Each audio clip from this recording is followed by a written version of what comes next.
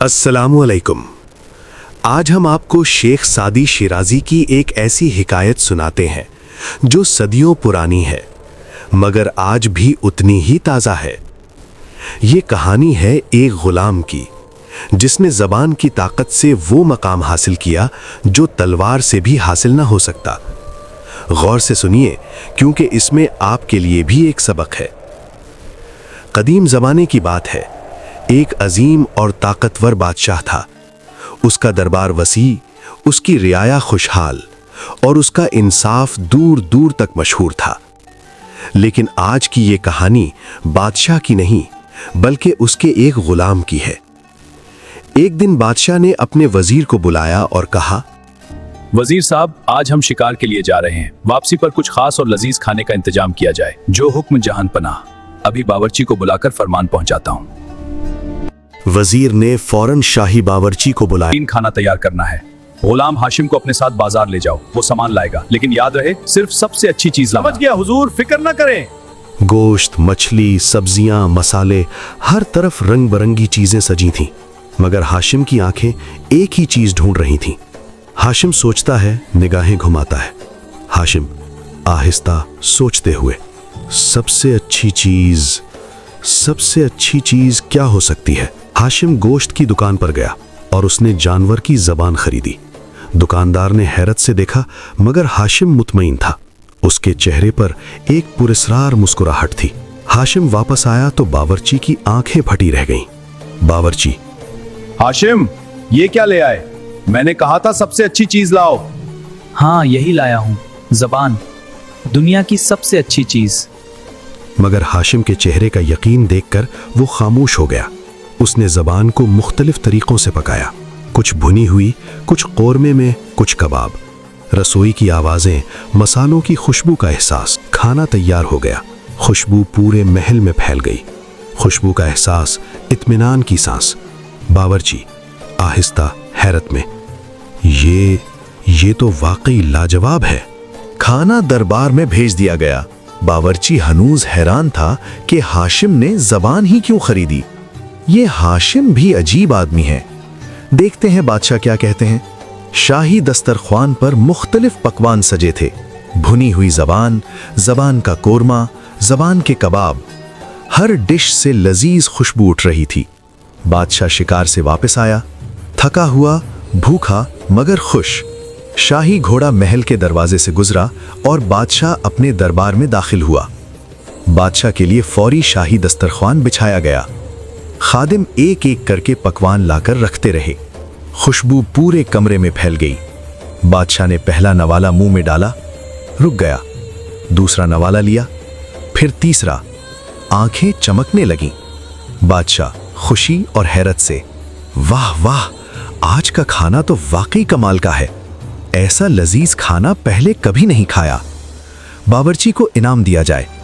वजीर खुशी से, जो हुक्म जहां पना। ये सारा खाना दरअसल जबान से बना है और ये जुबान गुलाम हाशिम ने बाजार से खरीदी थी। उसने कहा था कि ये दुनिया की सबसे अच्छी चीज है। क्या जबान? हाशिम को अभी मेरे सामने पेश किया जाए। शाही मुहाफिज हाशिम को लेने गया। हाशिम इत्मीनान से चला आया, न खौफ न घबराहट, जैसे उसे पहले से मालूम हो कि ये लम्हा आएगा। हाशिम ने दरबार में कदम रखा, अदब से सर झुकाया। पूरा दरबार उस सादा लिबास में गुलाम को देख रहा था। हाशिम, हमने सुना है कि तुमने बाजार से जबान खरीदी और कहा कि ये दुनिया की सबसे अच्छी चीज है।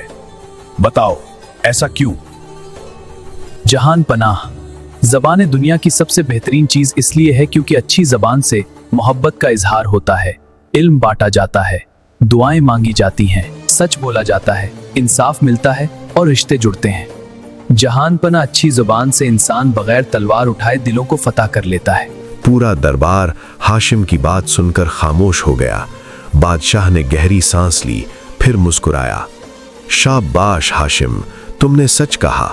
आज से तुम्हें 100 अशरफियां इनाम में दी जाती हैं। कुछ दिन बाद बादशाह ने फिर शिकार का इरादा किया, मगर इस बार उसके जहन में एक मुख्तलिफ सोच थी।